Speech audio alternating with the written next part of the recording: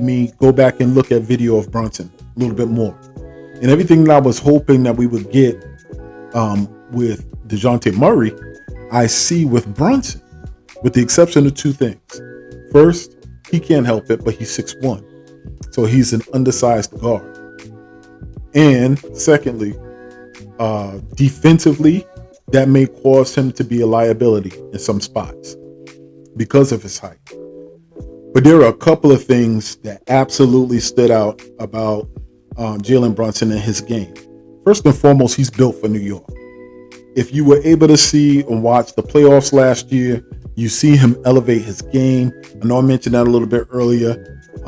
He's really built for New York. And to be a player who has the confidence to be able to play his level of game that was game-changing in the regular season and in the playoffs, next to an MVP otherworldly candidate such as Luka Doncic, that is commendable.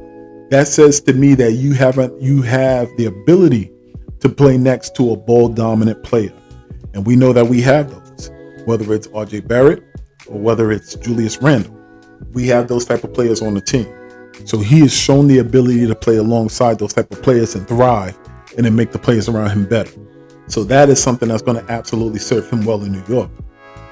But also next, this man has 1,000 moves. I'm watching his run. I'm watching his highlight. And he, at 6'1", can be posting up another point guard.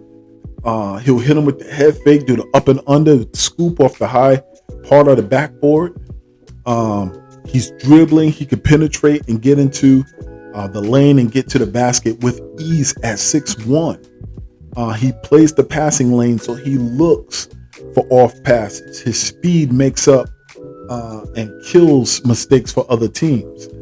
So all of these things I'm looking and I'm surprised by. You know, his ability to penetrate, his ability to make big shots. You know, he, like I mentioned, he had 1,000 moves and he's a big game player. But something else that I saw while watching highlights in Dallas after some of their wins, and I was listening to some of their talk show hosts when they were talking about him possibly leaving Dallas, right? They said in an interview he had mentioned, he said he believes that he can take his game to another level. He believes that he could take his game to another level. He said specifically he felt as if he had to put a ceiling on his game because Luka was so ball dominant. That if he ever had an opportunity to be the main person with the ball in his hand the majority of the time, that he can take his game to another level. That is why we need to bring him to New York. Because we're bringing him to New York with the expectation of him playing somewhere close to the level he's playing in Dallas.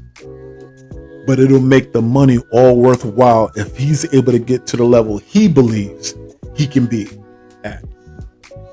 That's what makes this an important signing. So, Knicks fans, we have to pay close attention. You know, we have to back off our front office and let them do their job. You know, like all year, you know, we're hoping that they're doing the work, whether it's going to other teams and scouting, play, you know, doing what it is that they need to do. But this is where they earn their money. So we got to let them work and got to be supportive. So we do our part, get on Twitter and support. But we can't poo-poo the moves that are being made because we don't know the end game. And we almost got caught up in that in the draft, you know, period where we didn't know what they were doing, you know, and we was letting the outside media influence how we felt because they was laughing and joking with us. All right, let's let this front office work. Okay. And lastly, as I tie up this video, I just want to talk about the Dallas Mavericks. Okay. And I'm going to talk about the Dallas Mavericks while simultaneously talking a little bit about what I've been seeing on Twitter. All right. So what I've been seeing on Twitter is when we started to get a clearer picture about him coming to New York, right? Or the possibility of him signing with New York being high. You're going to always have those fans who are just like, I didn't want him. I don't think he's good. Why are we going to pay him like a superstar and he's not a superstar? Same old Knicks, all of this. And the first thing I did was I went to all of the Dallas fan boards. I wanted to see what their fans thought about him, and if we're overvaluing something they don't value. He's about to leave them. How do they feel about it? Yo, I got news for you, Knicks fans. Yo, they are sick. They are sick. They are cursing our names. They're saying that we are tampering, that we're desperate. We're a desperate franchise doing desperate things. For the most part, there's this one podcast that I was watching where one guy was just like, I know I'm sounding bitter, but it's because I love this player. I love what he brought. I love seeing him grow. He grew with us. And we see that he was able to do what Kristaps wasn't able to do. Stand side by side with Luka. And Luka was able to rely on him to score, to change the game, to carry the game when Luka didn't necessarily have it or if he was injured. Like, they love Jalen Brunson. And they are 100% aggravated with the organization, that the organization played with him.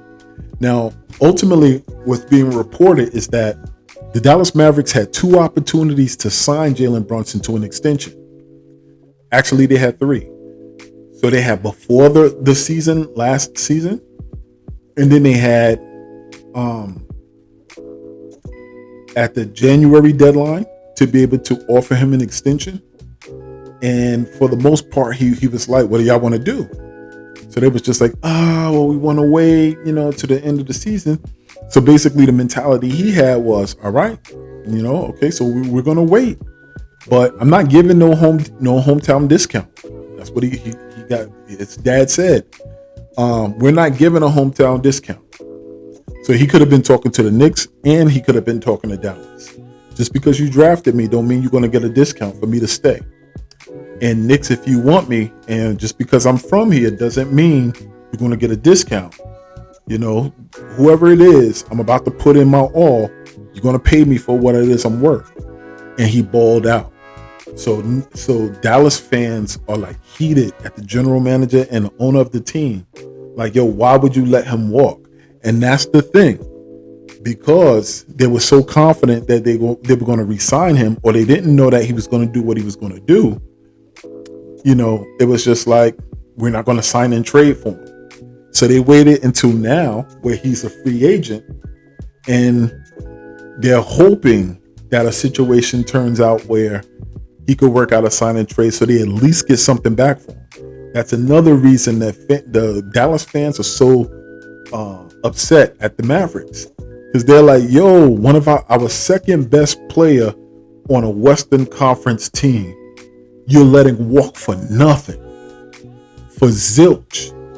So if nothing else but for fun, I would encourage you all as Knicks fans to go find one of the Dallas Mavericks community pages, go find their podcast. They are going through it right now. And when it came to light that the Miami Heat may be in the running and they may get them as well, they were rejoicing. It was just like, yeah, as long as he don't go to New York. As long as he don't go to New York. So we have another fan base who is hating on us because we may be able to get that point guard that they value so high. So before we put down this player, we have a chance of getting and underestimating his value. And many other fans were saying that they're in our community pages. They're secret shopping on our Twitter, and they're seeing what we're saying about him. So they're laughing at us like, yo, we know they don't know basketball because they haven't watched him play. So they're laughing because we're crapping on this player. We don't even got him yet. And they're like, yo, they don't know basketball. Once they see him play, they're going to love him. That's what I've seen from a couple of Dallas fans who are speaking to their podcast and reporting back. It was just like, listen, we hope he goes somewhere else, but once the New York Knicks fans see him play, they're going to fall in love with him. So let's stop critiquing people before we get them in a uniform and see them play. Let's give people a shot. First and foremost, we need a point guard. So back up, bro. Like, just let them work. Let's get a point guard.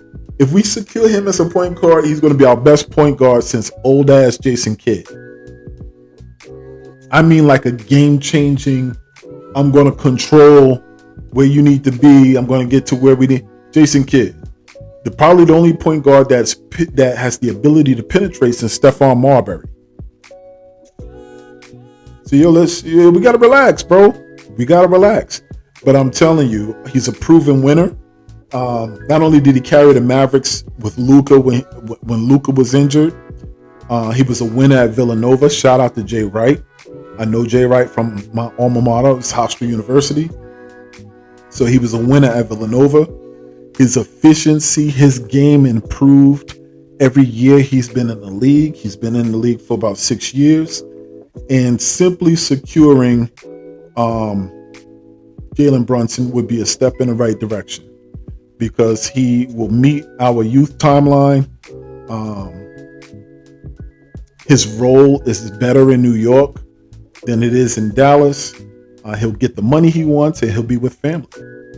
So those are things that I think really places us in a great position to be able to secure him as the next point guard for the New York Knicks.